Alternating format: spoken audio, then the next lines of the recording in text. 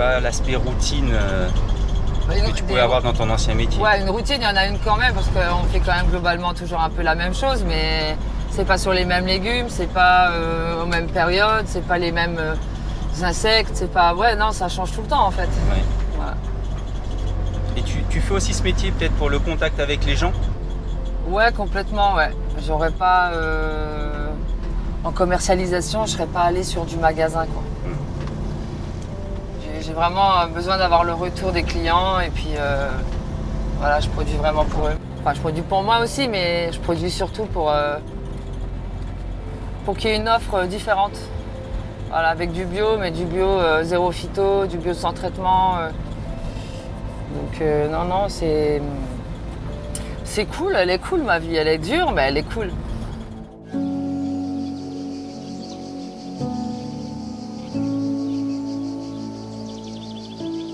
Bonjour et bienvenue dans Planète Terre, votre émission consacrée à l'agriculture en Brassénie. Aujourd'hui, nous allons à la rencontre d'Amélie, maraîchère bio engagée et installée à Ampus depuis 3 ans. Je vous emmène à la découverte de son exploitation.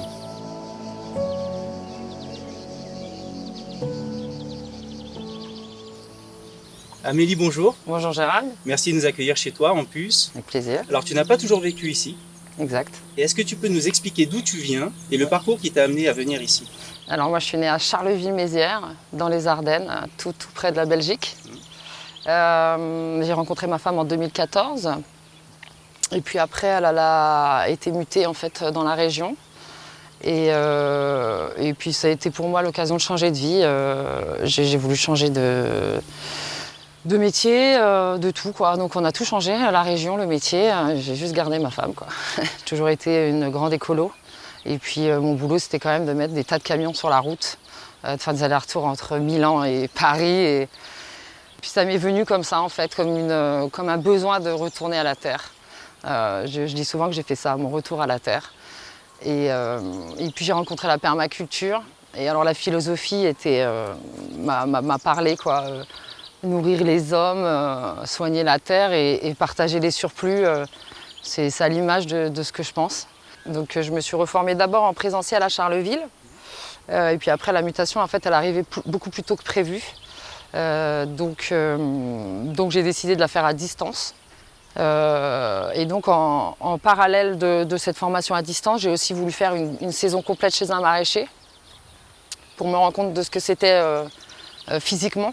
Et puis les chaleurs aussi, parce que moi du coup je viens de Charleville-Mézières, là-haut il fait pas 40 degrés l'été.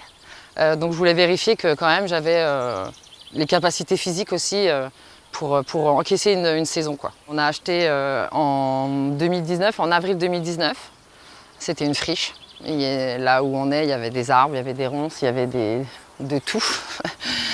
Donc déjà, ça a été 10-12 mois de travaux forestiers, quoi, pratiquement. Hein. On a abattu, on a dessouché, on a débroussaillé. Dans le même temps, on a tout de suite fait faire un constat de friche par EcoCert pour pouvoir être labellisé en bio direct derrière, pour pouvoir tout de suite enchaîner sur les productions.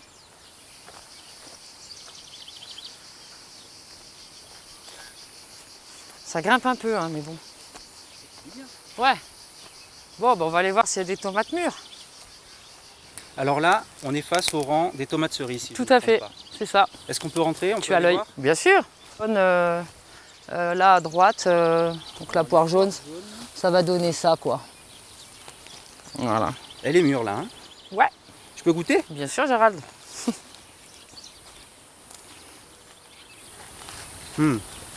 C'est sucré. Eh ouais, elle est sucrée cette petite, un peu à l'image de l'ananas. Très bon. C'est là qu'on se rappelle que la tomate est un fruit. Donc l'agriculture bio, ça amène aussi à faire des choix de culture, oui, à s'adapter à la nature. Tout à fait. Et quelque part aussi à la respecter, même si elle ne nous fait pas tout le temps du bien en tant qu'agriculteur. Non, c'est sûr. Mais tu vas supprimer aussi peut-être les plants de courgettes. Ouais, là, ils vont être arrachés, ça ne redémarrera pas. Là, j'ai fait une taille, parfois on fait des tailles et puis on fait des gros arrosages en aérien, en aspersion, pour lessiver, pour que le champignon il s'en aille. Mais là, visiblement, peut-être que les plants étaient un peu faibles quand ils ont été plantés aussi. Donc en fait, c'est l'agriculture, c'est-à-dire que si on manque une étape, on est toujours en train de courir après le temps après pour rattraper. Et c'est le jeu. Et après, bon, la biodiversité, elle est magnifique. Hein. Moi, je me régale de voir des coccinelles dans les jardins. Quand je récolte les haricots et que j'entends des bourdons ou des abeilles ou des xylocopes qui s'amusent à venir polliniser, je suis en contemplation. Je trouve ça merveilleux. Et puis, bon, bah, 2 mètres plus loin, je trouve des œufs de punaise et c'est vachement moins réjouissant. Mais c'est comme ça, c'est le jeu, c'est un équilibre en fait. C'est aussi vrai pour les poules. J'ai des poules pondeuses. Bon, bah, y a le renard, il vient prélever des poules de temps en temps. C'est un peu son garde-manger. Alors, c'est pas cool, mais en même temps, il était là avant moi et voilà, il vient nourrir ses petits, quoi. Et je pense que si j'étais à sa place, bah, je ferais pareil. J'irais chercher à manger pour nourrir mes petits. Donc, il faut accepter ça. Ça, la météo aussi. C'est comme ça. C'est le défi qui nous attend, à nous, la jeune génération, je pense. Et il faudra relever ce défi. Alors voilà, bon là, faut s'imaginer, mais là, il y avait des salades, quoi. Quand celle-là? Ouais, elle est craquante. Là. Largement dépassée maintenant. Hop. Et voilà, le travail.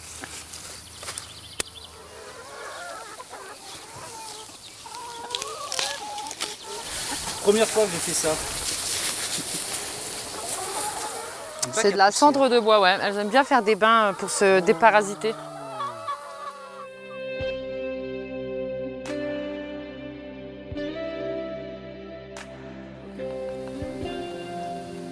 Alors Amélie, là on est dans ta serre. Oui. Tu as des tomates ananas. Encore, ouais. Ça se voit que je les aime bien. Ouais, courgettes. Et des concombres derrière, en fin de vie. Alors qu'est-ce qu'ils ont les concombres? Bah, ils ont une maladie, c'est un champignon, je pense. Faut que j'arrache maintenant, là, mais c'est la vie. Et l'avantage de la serre, qu'est-ce que c'est? La précocité. C'est-à-dire qu'on gagne du temps par rapport à l'extérieur. Là, par exemple, les tomates, bon, moi, j'abuse pas. Hein, j'ai des collègues qui font pire que ça, mais par exemple, les tomates, là, elles ont été plantées mi-avril. Donc, c'est pour gagner du temps, en fait, pour les avoir avant, en réalité. Et après, les courgettes, c'est pareil, ça permet d'en avoir un peu avant, en tout début de saison, parce que les gens, ça y est, ils sortent des choux, des courges, des tout, et du coup, ils sont très contents de trouver un peu des légumes d'été. Donc c'est pour arriver plus vite sur les marchés avec des légumes un peu plus sexy que les choux et les courges, quoi. L'idéal, ce serait de tout faire pousser en serre ou pas vraiment? Alors, oui, l'idéal, pour la précocité, oui. Après, la serre, ça implique, pour moi en tout cas, hein, peut-être qu'il y a forcément des techniques que je ne maîtrise pas, mais il faut quand même toujours faire un peu gaffe à l'humidité, parce que après, du coup, les maladies, ça se développe, c'est un microcosme. Donc du coup, dès que ça rentre, après, ça devient très très vite ingérable. Bah, ça se voit sur le concombre. Hein. Il y avait encore que quelques plants de toucher, puis là, c'est en train de s'étendre. Donc oui et non. Il y a des cultures qui n'ont aucun intérêt sous serre, quoi. Lesquelles, par exemple? Je sais pas, moi je mettrais pas une carotte sous une serre, quoi, par exemple. C'est vrai qu'étonnamment, il fait pas si chaud que ça. Je pensais qu'il ferait plus chaud que ça. Ouais. En fait, il y a des blocages à partir de certaines températures. Il y a des plantes qui font plus de fleurs, où les fleurs, elles fanent ou elles brûlent. Donc non, on n'a pas du tout intérêt à monter à des températures au-delà de 40. Je pense que ça n'a aucun sens.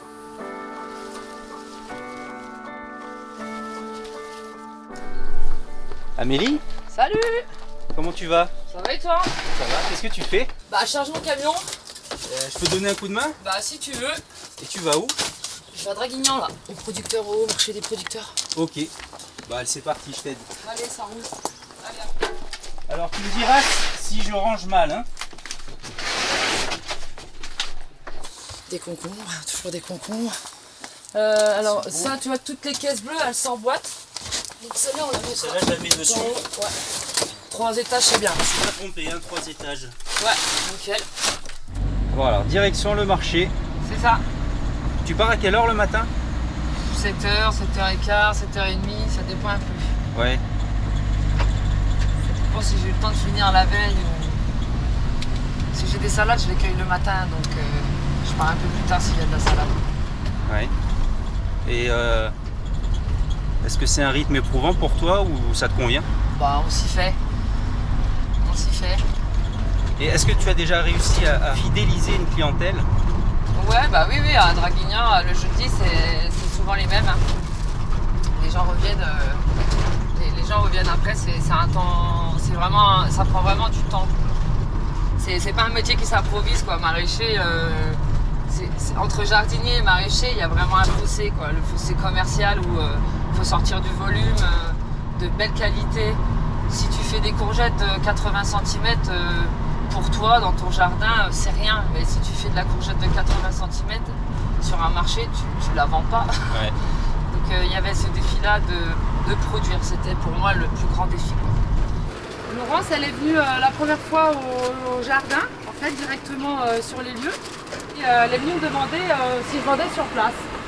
Et donc c'est la première cliente à qui j'ai vendu sur place des légumes. On a récolté à l'époque les tomates cerises ensemble et tout. Ouais. Et Amélie Bio, ça vient d'elle. Vous voulez combien de poivrons? 3. 3 poivrons. Et puis 2 petites courgettes, elles sont tellement bonnes. Pas grave. Ouais. 3. Ce qui fait 1 veau. Voilà, ce sera tout. Est-ce que tu es fier de ce que tu as construit aujourd'hui? Ouais, je suis fière. Après, je suis pas trop quelqu'un qui est... Je m'auto-congratule pas trop.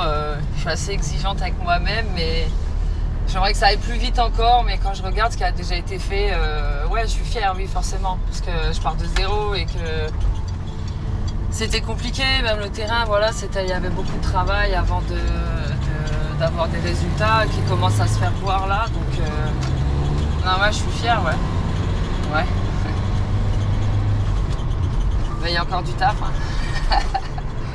Le fait de se rendre compte que la nature n'est pas parfaite vis-à-vis de par rapport au métier que tu pratiques, ça te fait évoluer aussi par rapport à ton rapport à l'être humain. Mais la nature, elle est parfaite. La nature, elle est parfaite. C'est nous qui sommes imparfaits. C'est nous qui pensons qu'on peut faire plein de choses et maîtriser tout un tas de trucs, tout un tas de paramètres qui ne sont pas maîtrisables. C'est nous qui sommes imparfaits en réalité. Parce que la nature, elle fait ce qu'elle doit faire. Quand il y a un orage et que ça grêle, oui, on se demande pourquoi il grêle, mais il grêle parce qu'il y a des différences de température et que la nature, elle doit grêler. Voilà, c'est comme ça. Alors nous, ça nous arrange pas, mais c'est comme ça. Donc non, la nature, elle est parfaite. Moi, je lui rends pas tout ce qu'elle me donne. Ça, c'est sûr. Merci Amélie. De rien.